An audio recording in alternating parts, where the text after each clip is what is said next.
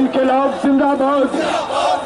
জনগণের প্রিয় নেতা কমরেড বাদল চৌধুরী লাল সালাম ষড়যন্ত্রমূলক মিথ্যা মামলার বিরুদ্ধে ষড়যন্ত্রমূলক মিথ্যা মামলা অবিলম্বে সম্পূর্ণ প্রত্যাহার করতে হবে।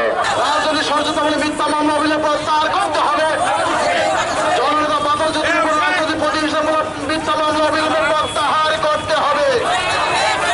সবাই যে আমাদের রাজ্যে বর্তমান সরকার রাজ্যে বামপন্থীদের কোণঠাসা করার লক্ষ্য নিয়ে মিথ্যা মামলা আমাদের রাজ্যের উন্নয়নের অন্যতম রূপকার কমরেড বাদল চৌধুরীর বিরুদ্ধে রুজু করা হয়েছিল এবং এই মামলা দিয়ে ওনাকে জেলে প্রেরণ করা হয়েছিল।